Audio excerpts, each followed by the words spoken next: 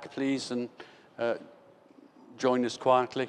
I'm Phil Middleton again, as you know, chair of the DMI. I'm delighted this morning to be joined by Hester Peirce, Commissioner at the US Securities and Exchange Commission. Hester is a lawyer. She's worked in private practice. She's worked in Congress. She's worked in a number of the US regulatory domains, perfectly positioned to give us a view on the US approaches or issues relating to crypto.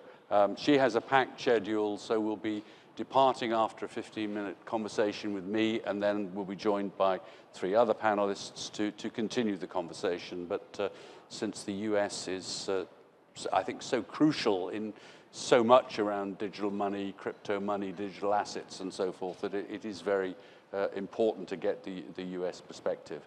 And we're going to try and leave a bit of time for questions, so please do. So can I just first, Hester, ask you a very straightforward and horribly complex question about where are we in the US as regards regulation of digital assets, cryptocurrencies, and the like? Because from this side of the Atlantic, it looks a very confused tapestry.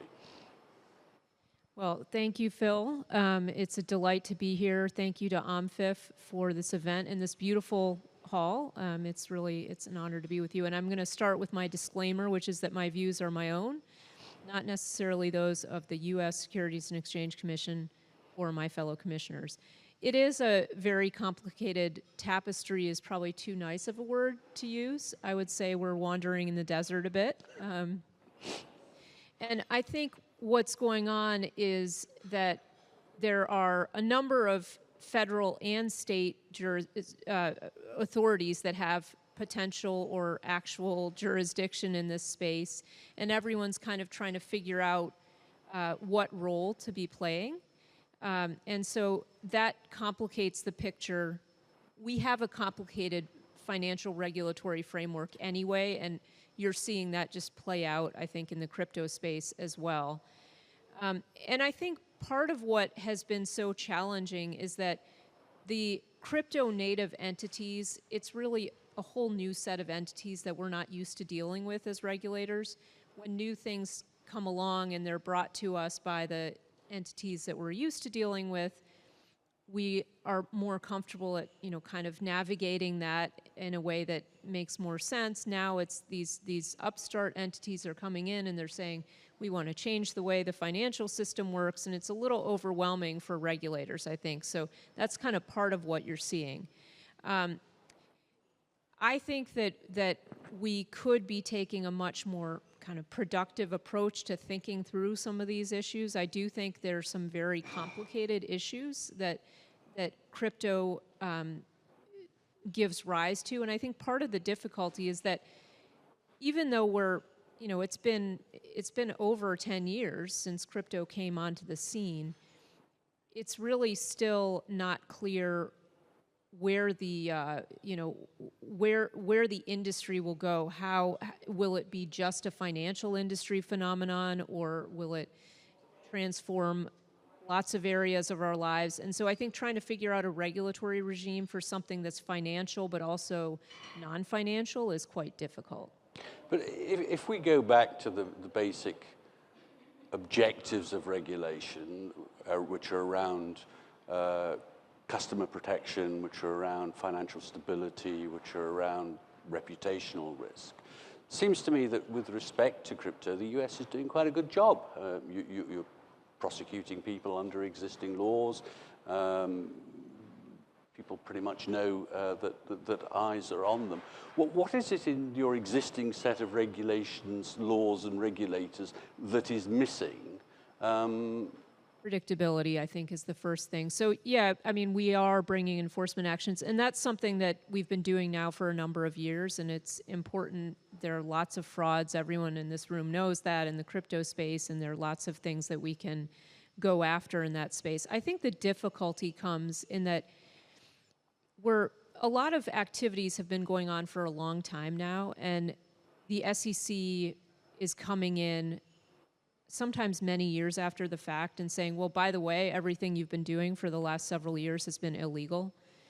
And that's just not really a productive approach. I think a better approach would be to say, look, we think there are potential securities implications of things that are going on.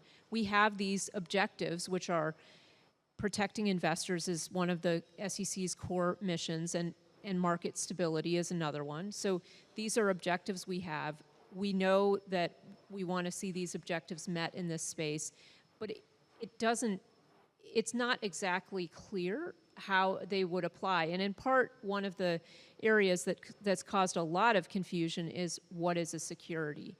I had someone tell me yesterday that her firm just pulled out of the United States once we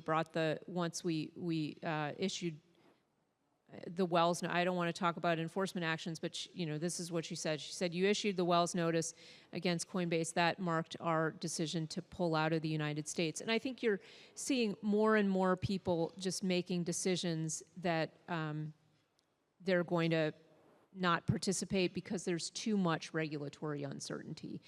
When is something a security? How long does it stay a security? Those are questions that people have because we've taken a very imprecise approach to thinking about those issues. And so what I would say, again, we need to set out the rules first, say how they apply, and then enforce them. We're kind of flipping that, and we're working out how the rules apply through enforcement actions. That just doesn't, I mean, obviously enforcement of existing rules does help shape the framework within which people operate.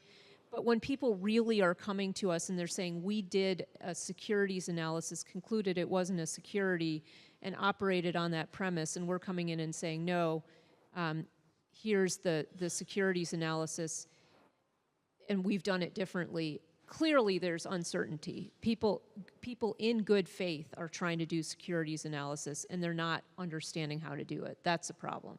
So apart from clearly defining when is a security not a security and not pursuing people retrospectively, what are the other big gaps that you see in your regulatory framework? I mean, one that's been identified here is a lot of debate, and we had not very good on-office session on it recently, is about the definition of property, and there are some gaps in how you define property in the digital space. I wonder, what gaps do you see in America? Well, I think 2022 taught us a lot of lessons around, the fact that crypto intermediaries have a lot of the same problems as non-crypto intermediaries.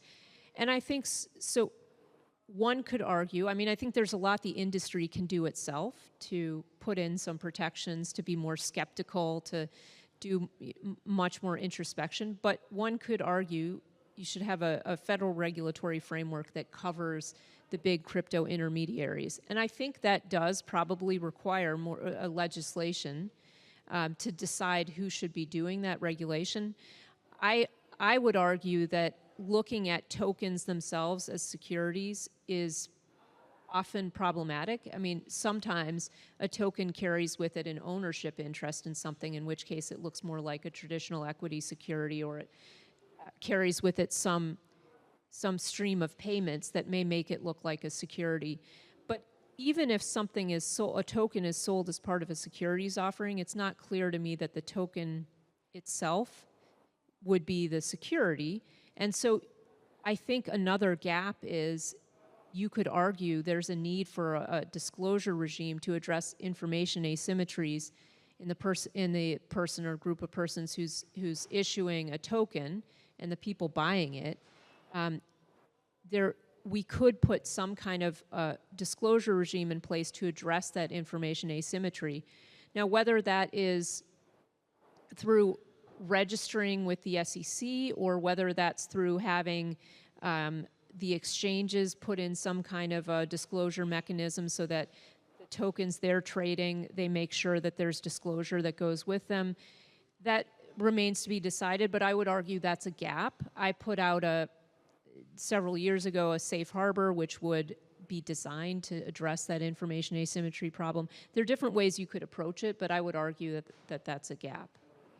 And there are several bills or potential bills before Congress at the moment. A number of senators, congressmen and women have put things up.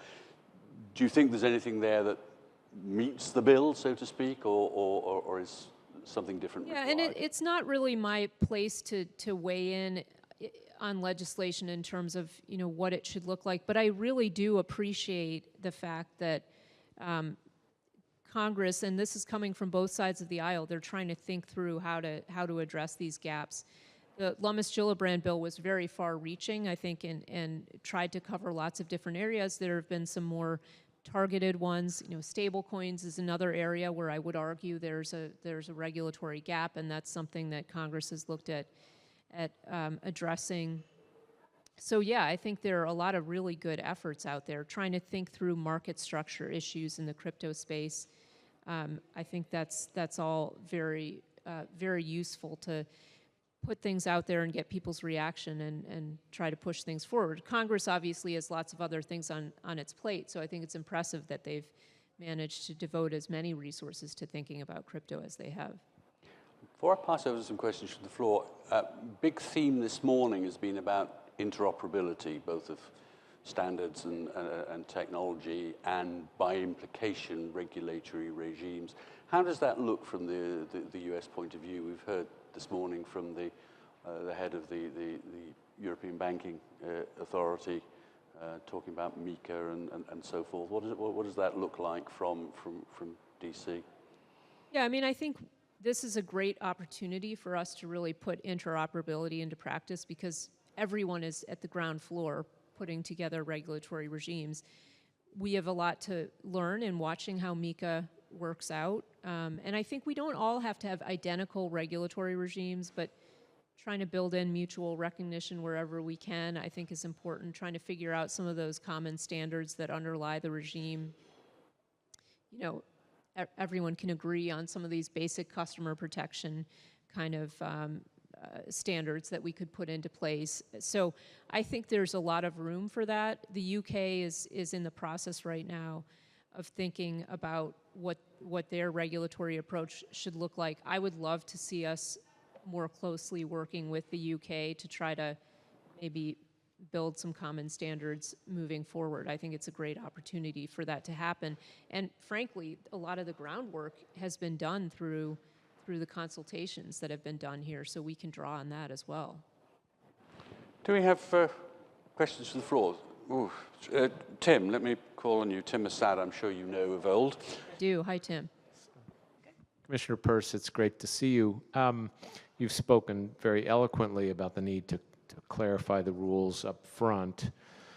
I guess I want to ask you about what do you think is the best way to do that? I know you don't want to weigh in on particulars of legislation, but it does seem to me that what's happening in Congress is getting more politicized rather than less, where we've got Democrats now sort of focused more, at least the outspoken ones, calling for just enforcement of the existing rules, and the vocal Republicans saying, no, no, no, let's rewrite the definition of securities.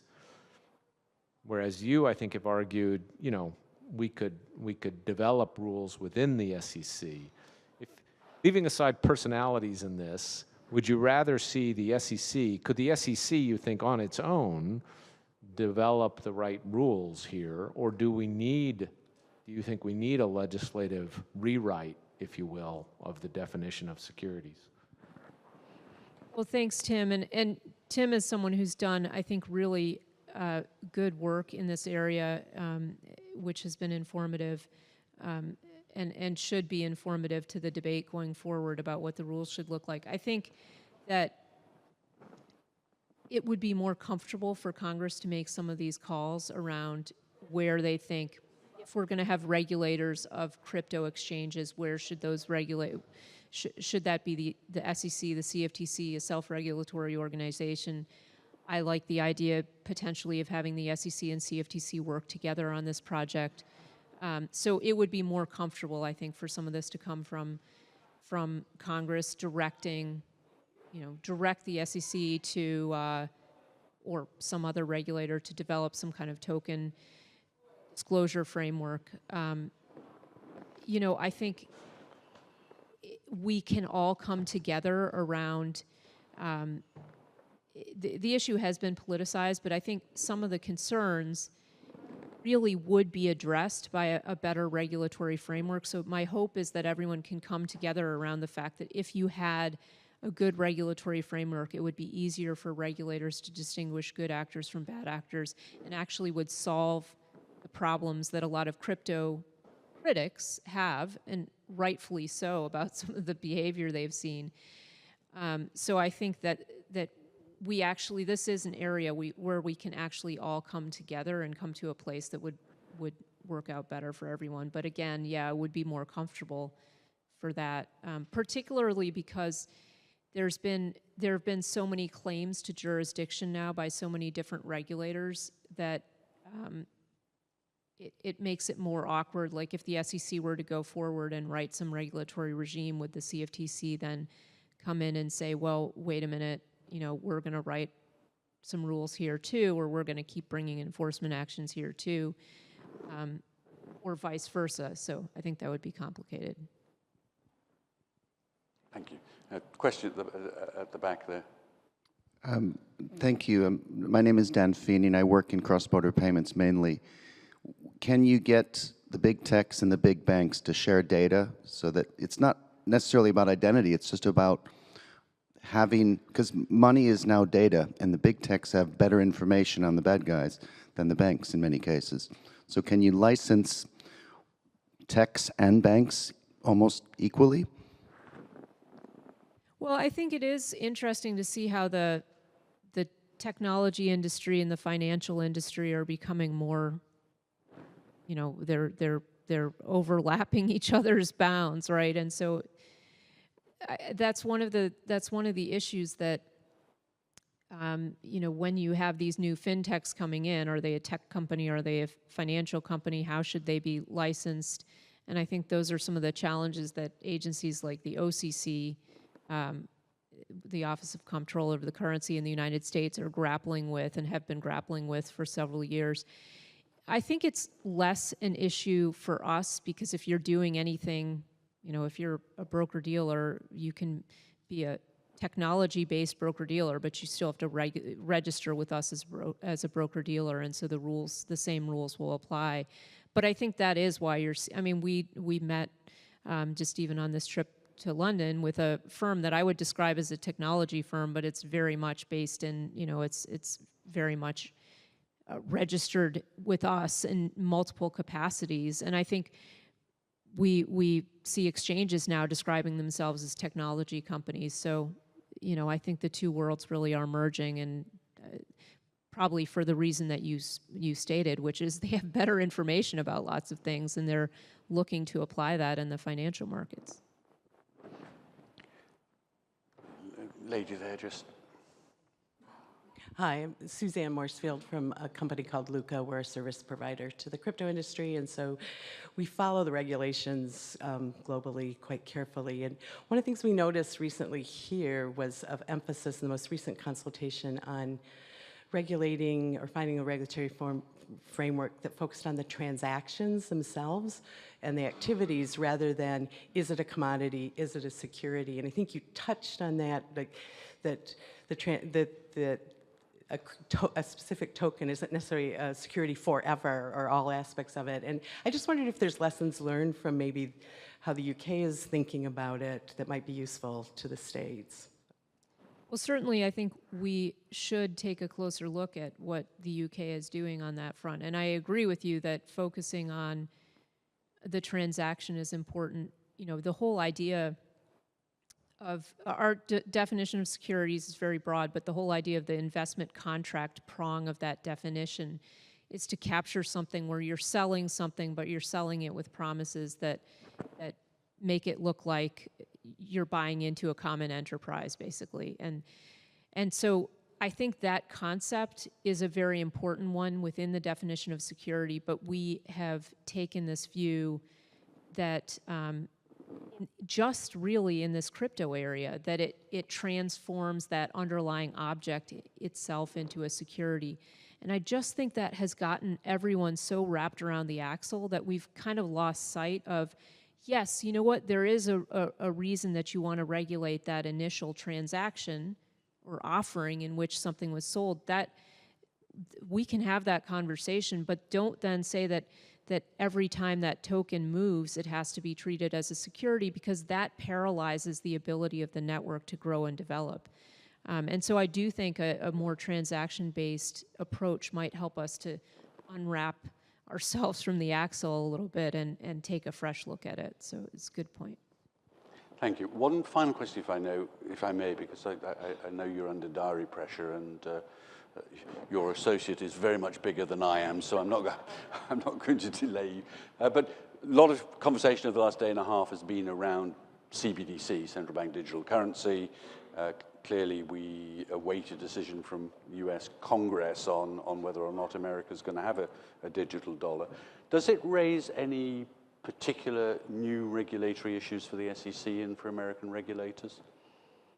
I mean, I think we have private CBDCs. We've got stable coins, dollar-based stable coins. And those, too, are an area where there's a lot of regulatory uncertainty. A lot of different entities think they might have a regulatory touch over those, including potentially the SEC. If there were an actual CBDC, I think we would presumably stand down and leave that to the Fed. But I think that having an actual CBDC would certainly have a large effect on the private stablecoin market. So there'll be some interplay there.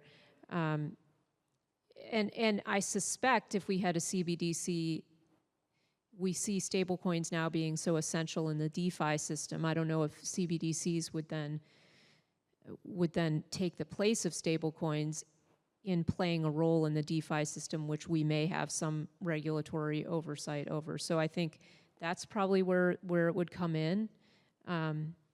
We'll see if this happens in the United States, where I think there's some real privacy, civil liberties concerns that will be very important in that discussion. So I think that means that maybe it won't move forward as quickly as it is moving forward in some other places.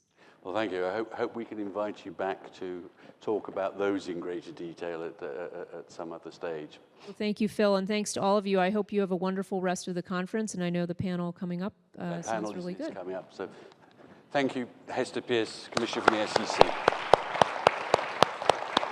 Part 2